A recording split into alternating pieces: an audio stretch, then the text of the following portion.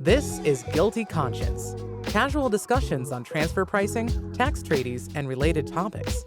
A podcast from Skadden that invites thought leaders and industry experts to discuss pressing transfer pricing issues, international tax reform efforts, and tax administration trends. We also dig into the innovative approaches companies are using to navigate the international tax environment and address the obligation everyone loves to hate. Now your hosts, Skadden partners David Farhat and Nate Carden. Hi, everybody. Nate Carden, David Farhat, Iman Kyler, and Stefan Victor. As always, we are Guilty Conscience. Today, we're proud to be joined by Howard Sakharov, head of U.S. tax at Royal Bank of Canada, who's going to join us for a DEI spotlight episode talking about his experiences, his career in tax and financial services. Howard, welcome to the show. Well, thank you, Nate. Nice to be here. First of all, Howard, thanks so much for joining us to have this conversation. You've had a fascinating career, and it's a wealth of knowledge and experience there. One of the things I want to ask about is in your journey through tax and through financial services, how have you seen changes, if any, in DEI?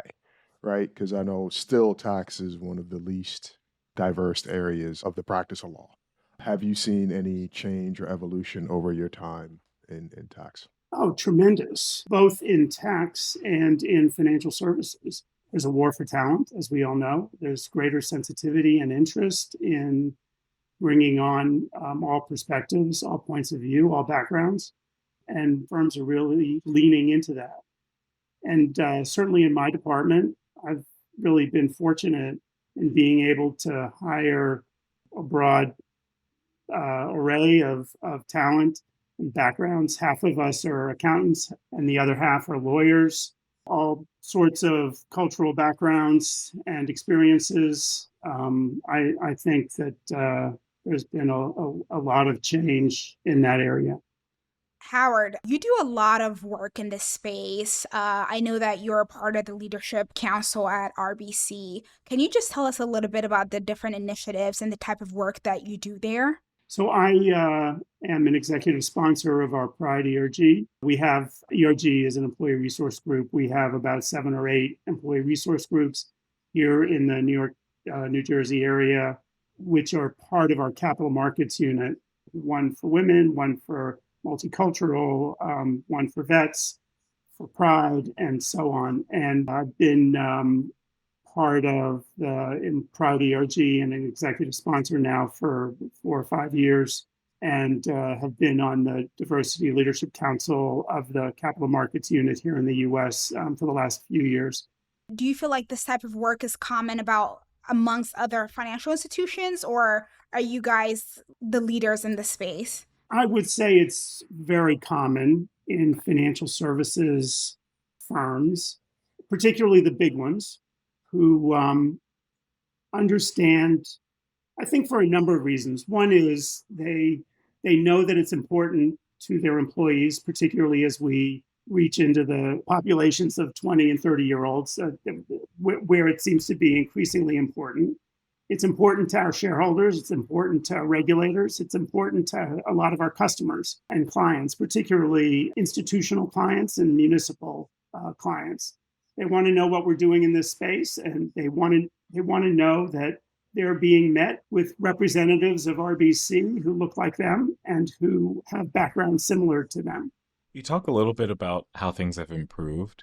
Can you talk specifically about how they were when you started your career and some of the challenges or some of the experiences you had? Stefan, you're probably trying to get a perspective on what it was like to be gay in the 80s in a financial services firm. Obviously, it was really different than it is now. I would say it was a little bit more of a don't ask, don't tell environment through the 80s and into the 90s. I was very, didn't lie, but I wasn't at all visible. And I tried to keep a low profile. Obviously, that's very different now. I think that the environment was not hostile, but it wasn't friendly. And people in those circumstances did feel, many of them felt awkward or felt that they shouldn't present themselves in a way that would not be seen as acceptable or seen as different. Maybe that's a big distinction, right, between then and now. Now it's like we celebrate differences. We want to know that people bring different perspectives and different backgrounds. That's a reflection of the cultural change, but it's also a reflection of what we as lawyers are being asked to, how we're being asked to operate by staff and again by our various stakeholders. So do you think that that pressure is coming mostly from kind of the stakeholders or the staff? Is it like external or internal? I think it's all of those things, right? Yeah.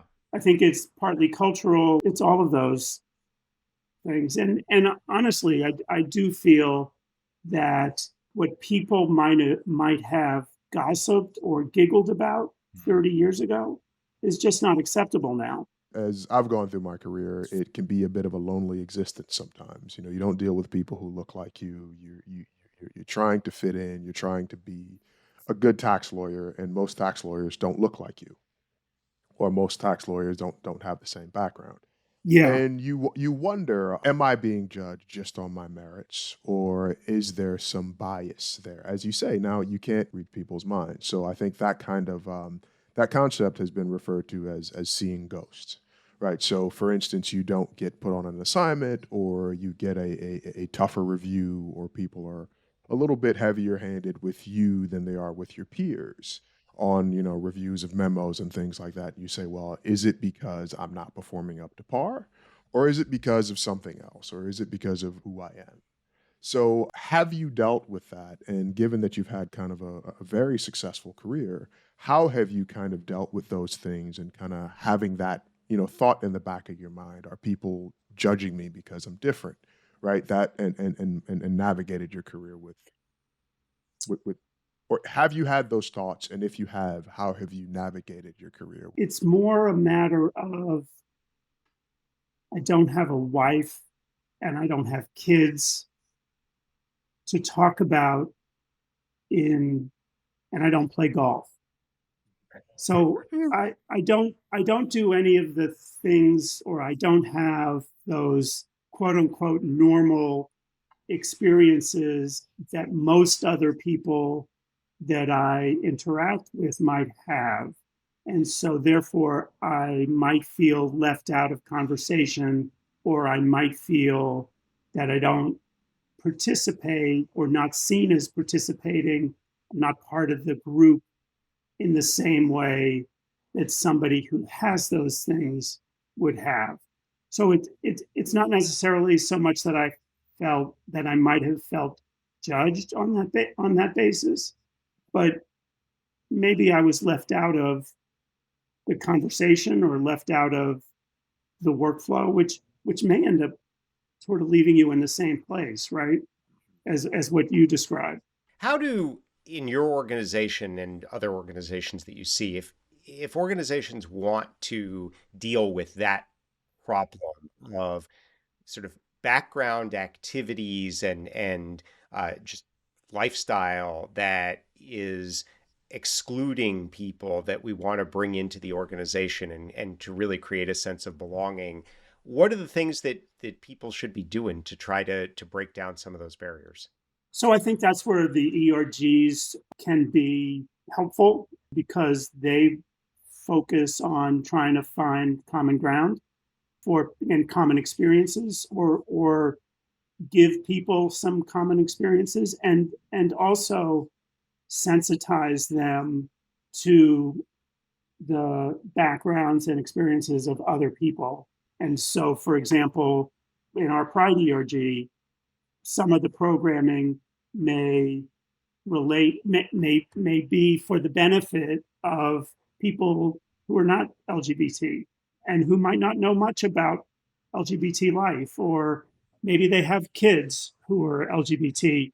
But what's important, no matter what area you're talking about, is trying to create an environment where people can be empathetic, where I can, even if I don't have your experience, I can understand what it's like to be in your shoes.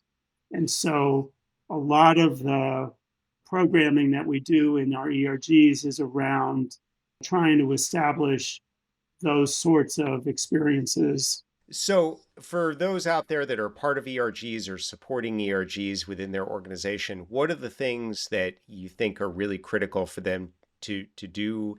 And also, to the extent you can think of some to not do if they want to be successful. What works and what doesn't?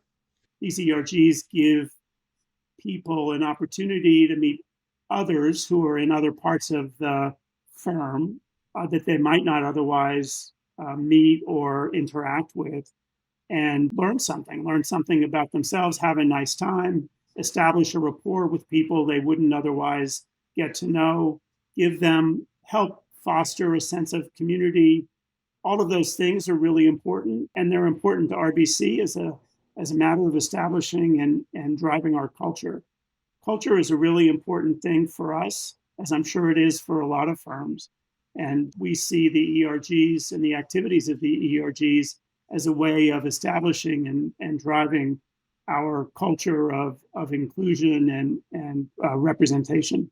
Howard, something that you said that really stood out to me is the creation of an inclusive space for, diverse attorneys or whoever the employees are. And I think speaking specifically for Skadden, we have a lot of different diversity groups, and I honestly feel like they make a difference.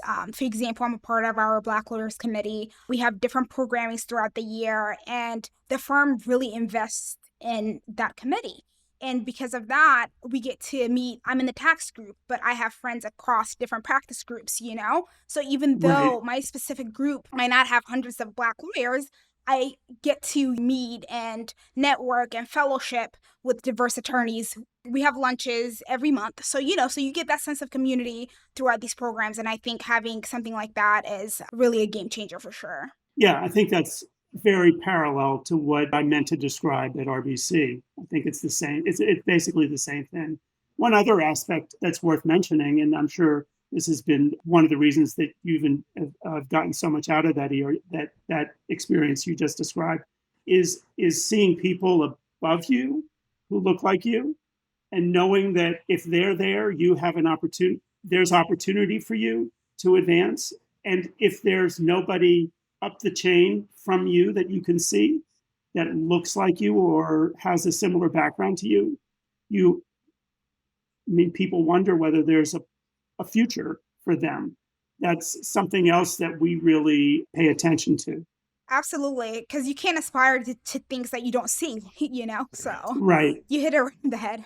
Right. And frankly, that's part of the reason I wanted to be act as an executive sponsor for the Pride ERG at RBC. So, Howard, two things I want to kind of pick on a little bit that you mentioned. One, kind of talking about the community that these groups create, and also talking about kind of the representation, seeing folks who have done it before to let you know Yeah. that you can do it.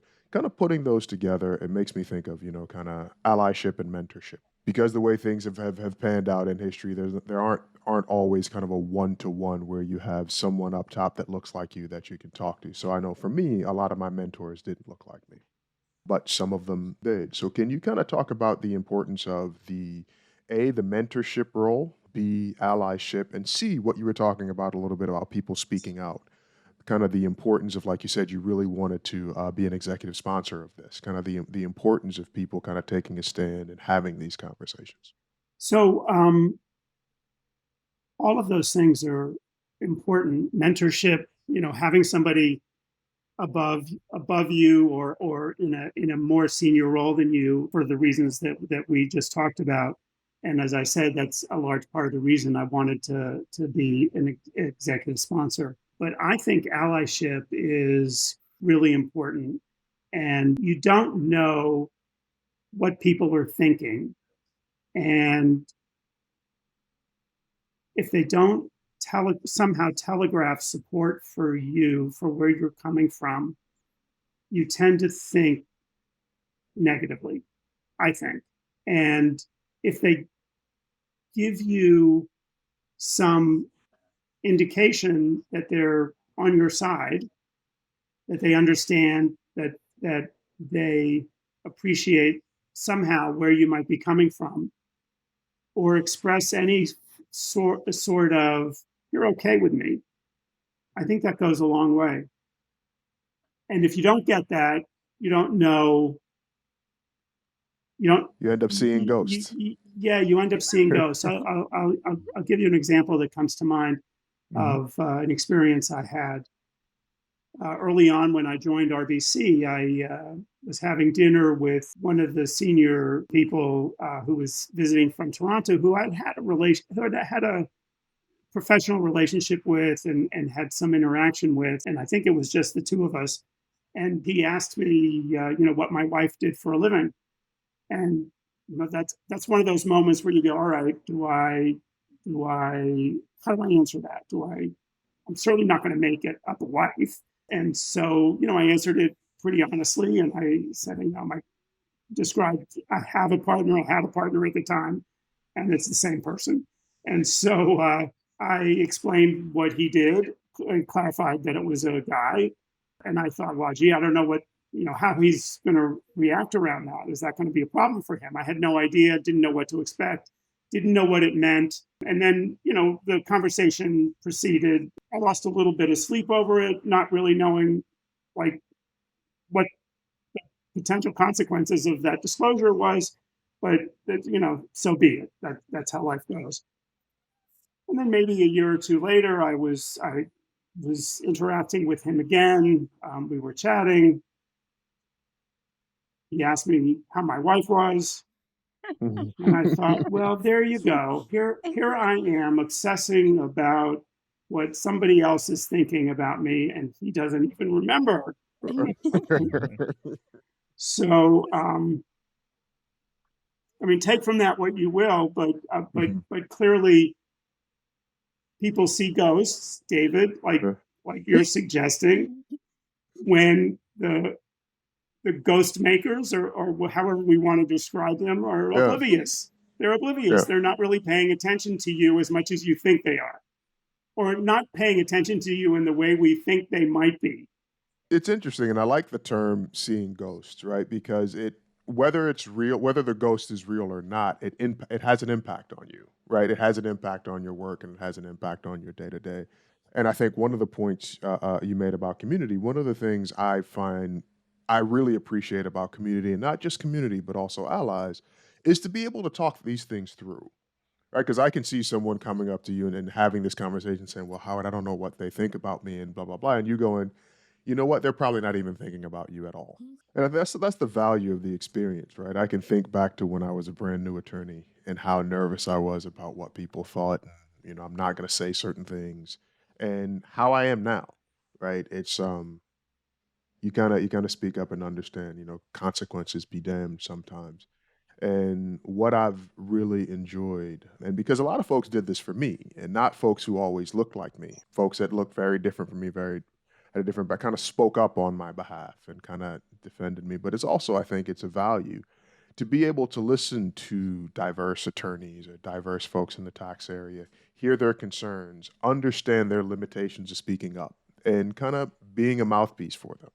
I think that's very, very valuable. Honestly, that's part of the reason we do the DEI session on guilty conscience, just so that folks listening, folks, diverse people, and folks that are interested in allyship, understand that these issues exist, that they can be dealt with, and I think it's healthy to kind of have the conversation. I was really struck by something that Howard talked about earlier, because and the biggest question that was in my head when you were describing your early career was there a Howard, was there a head of U.S. tax who was, a champion for different ERGs, thinking as thoughtfully about diversity then as you are now? No. And so while I you guarantee were, no. Maybe yeah, maybe they were hiring women. That was as far as they were going.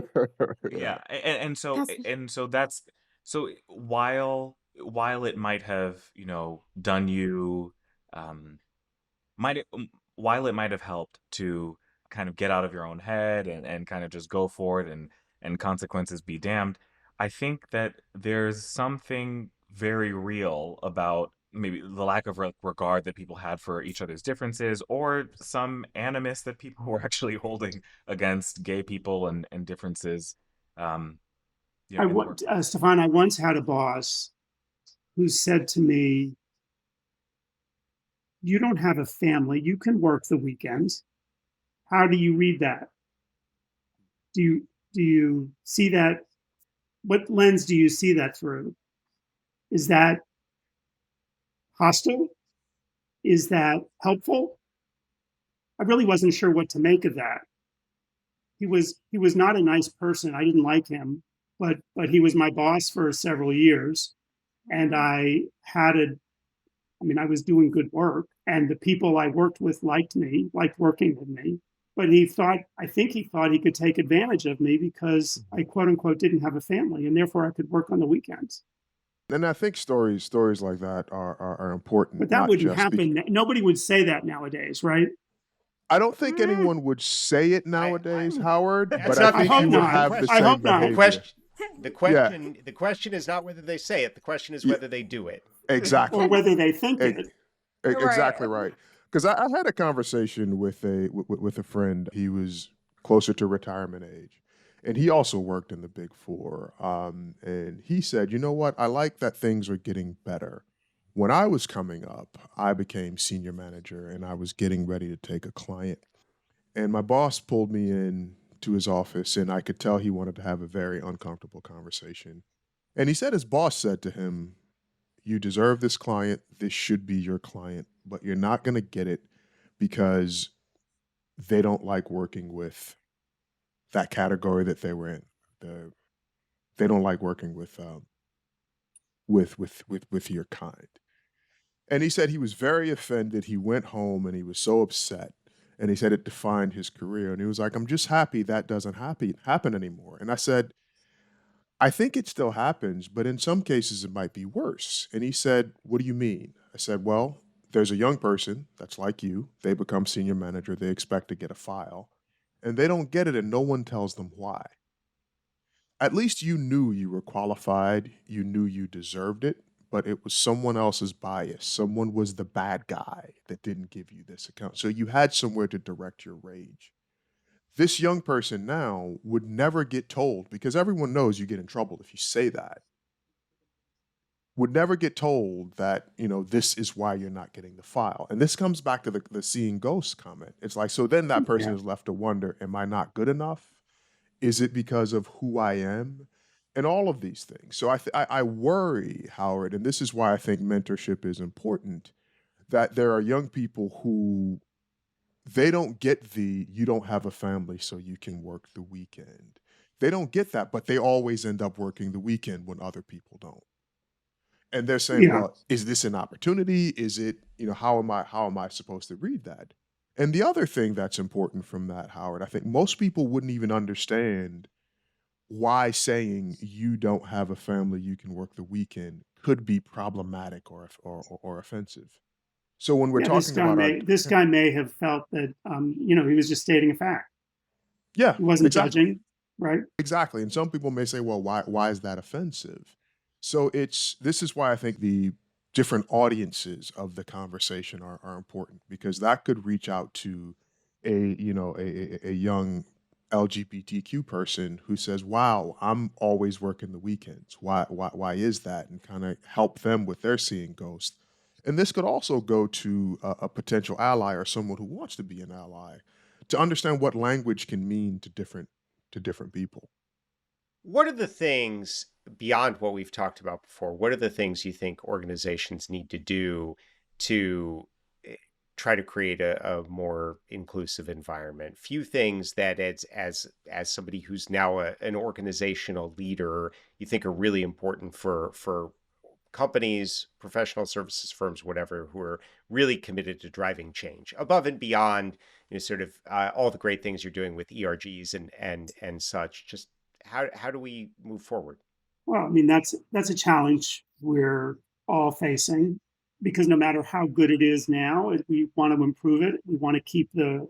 the ball rolling. We think it's really important to figure out how to get people at all levels within the organization on the team, so to speak, and in the message.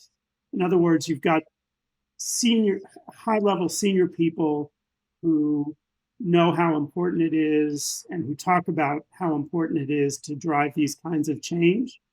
And you've got more junior people who are agitating for that engagement, for that change, and have high expectations for how people will operate within that space.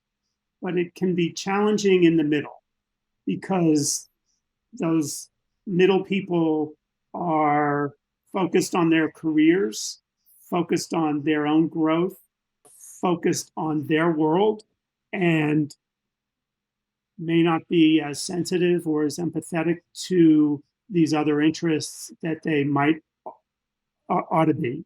And that's where the real challenge is. And part of that is about time and making time.